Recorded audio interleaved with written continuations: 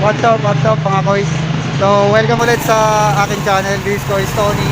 At nandito tayo ngayon sa Red Cross. So, kawang gawa tayo muna ngayon mga kois, no? Bali, merong tayong nakita sa Facebook na humihingi ng tulong at kailangan nila ng type A na dugo. So, tayo ay type A. At may posibilidad na pwede natin silang matulungan. So kaya pinuntahan natin to, bitbit natin yung ating mga miyembro. Actually, dalawa dapat kaso isa lang kasi may trabaho. So dalawa kami magdo-donate pero mamaya pang 1:30 naka-fill up na si Kois Tony ng form.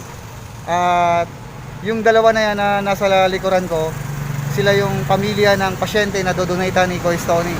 So antabay tayo mga Kois sa mga susunod na mangyayari. So simulan na natin mga Kois.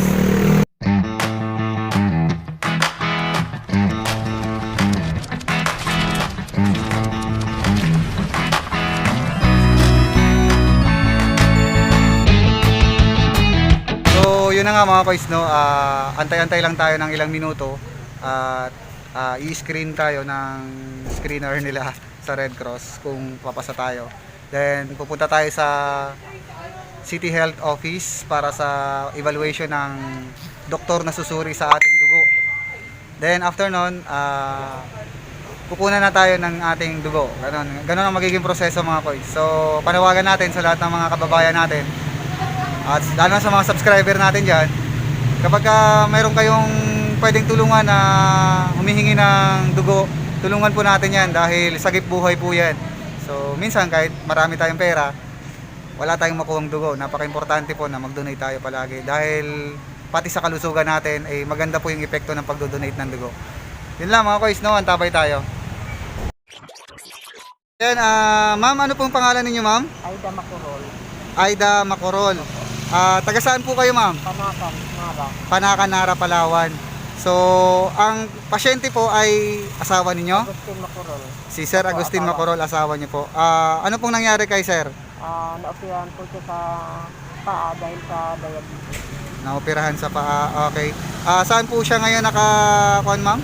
Sa provincial hospital. Provincial Hospital. So, bali, kailangan niyo po ng dugo, ano? Kailangan po namin ng dugo na 3 bag at saka type E.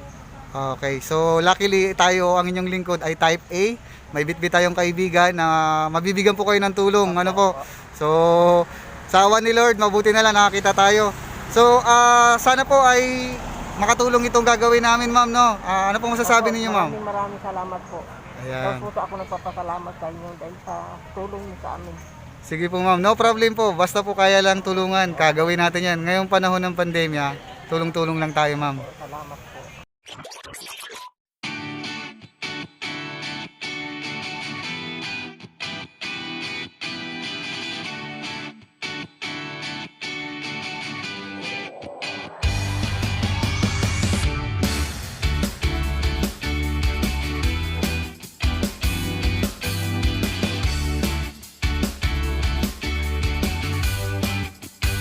So, yun na nga mga Kois, no? Tapos na kami ng donate.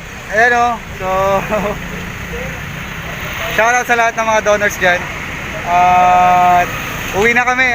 Ma'am, okay na po, ma'am. Pwede nyo lang kunin doon yung sa loob yung referral. Thank you na lang po kayo dito, ma'am. Salamat. Salamat sa'yo. Sige po. Sige po. God bless po. Hindi mo na kayo. Ay, hindi po. Okay po. Sige lang po. Okay na po. Sige po. So yun mga Kois, no, bibigyan pa sana kami ng pamerenda pero okay lang, di ba brother? Okay. Oo, kawang-gawa natin yan. Hindi tayo sanay sa ganyan. So siguro mga Kois, hanggang dito na lang yung vlog ko. At maraming salamat sa panonood. Sa muli po, sagip buhay po tayo, tulong po tayo ngayong pandemya. Ako pong lagi si Kois Tony, nagpapaalala na ano man ang marating ninyo sa buhay, stay humble mga Kois.